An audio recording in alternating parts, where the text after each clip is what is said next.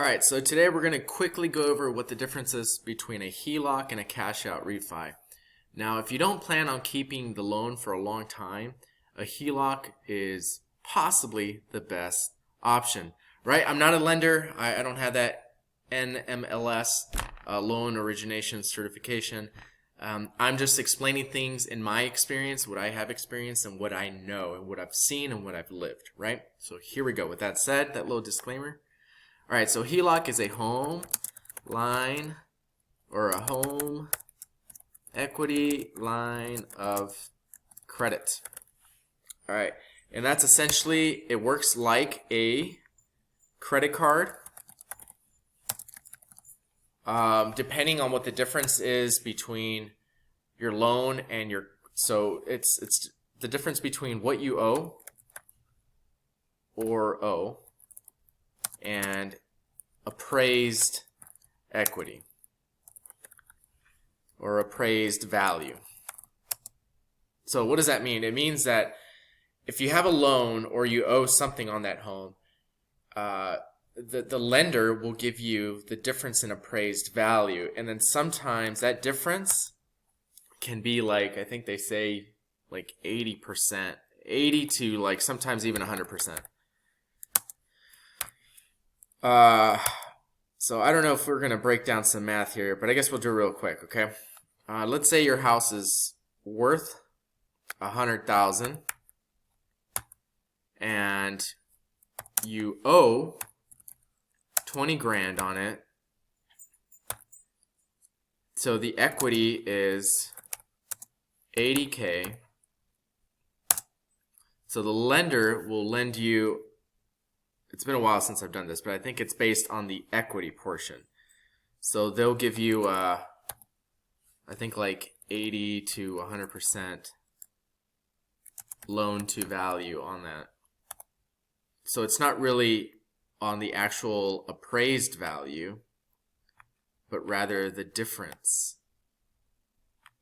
So it's kind of tricky. What else? The fees are about, you know, you need an appraisal. So whatever that is, it's usually like around, I don't know, today it's kind of floating around 400 to, I've seen it pretty high. Praise. Alright, sorry about that. My dog went a little crazy. Alright, so fee appraisals. Then you have like underwriting, and sometimes that's like, it's cheaper, essentially, is what we're saying. Underwriting, I've seen it anywhere from like $1,000. It's usually like less than, honestly, they're pretty cheap. 3K.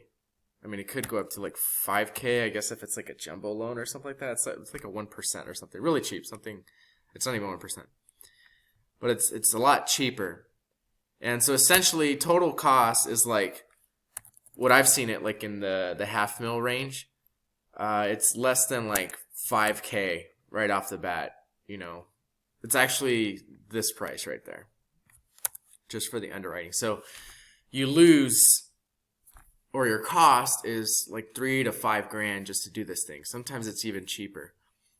And then you have simple interest. Yay!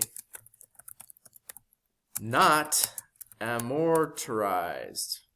How do you spell amortized? Amortized?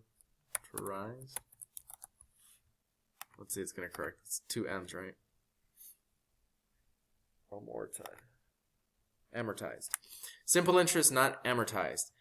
So simple interest is, we'll just do a quick lesson on that. It's, let's say it's 7% interest,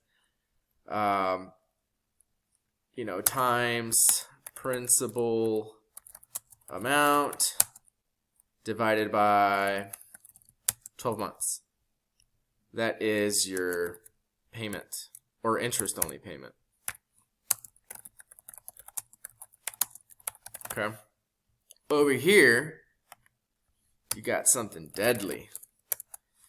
Well, it's not deadly. You know, forgive my English.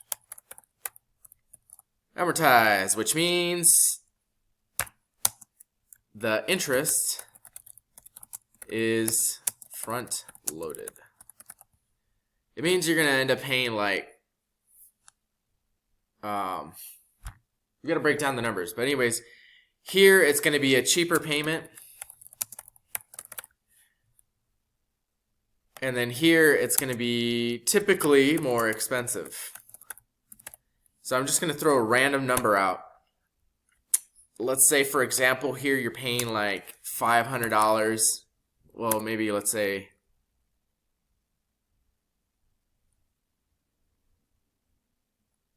depends on how much you take out, right? But let's say anywhere from $500 to $1,000 in interest only payment. Over here, you're going to pay, principal, pity, right? So it's principal, interest, taxes, and insurance, which you're paying the taxes and insurance over here anyways, but there's no principal payment. Anyways, we should focus on just the interest.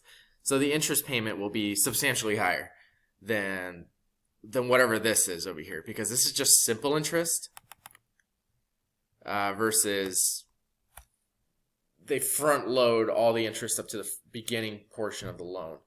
So it's kind of like, I forget what the curve is called, not a bell-shaped curve, but they front load, you have 30 years of interest, and that's that. They calculate whatever that will be in 30 years. And then instead of making it flat line, equal across the 30 years, what they do is they front load all the interest. Actually, it probably starts like this. Front load all the interest.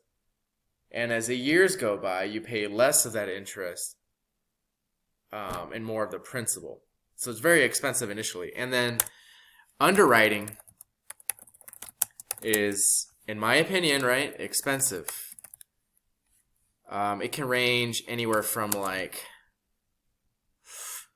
just depends on what loan product, right? 7K to like 15K. Honestly, it just, your recovery costs is substantial. Anyways, so bottom line, it's getting pretty long.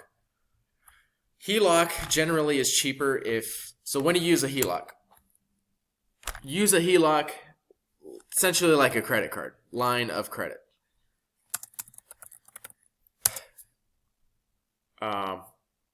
And you just, when you use a credit card, you use a credit card when you need the money and you'll pay it off soon, this is always going to take cash out of your pocket, right? It's always expensive. However, if you're going to really so when you use a cash out refi, maybe you're going to keep it for 5 years, 10 years, or the interest rate is lower, yet it's more expensive. I would say if you're going to invest, I would say use the HELOC. Because the startup fees on this one here, on the cash out refi, is substantial. Like, it's substantial. I don't know. You have to just break it down. It's case by case. So if you have any questions, we would have to kind of take a look at, I'm not a lender, right? Not a lender. I got to say that. But I can definitely help you break down the numbers and see which one's going to cost you less. So feel free to, I hope this helped out. Give me a call if you need help with your specific circumstance. All right, take care, guys.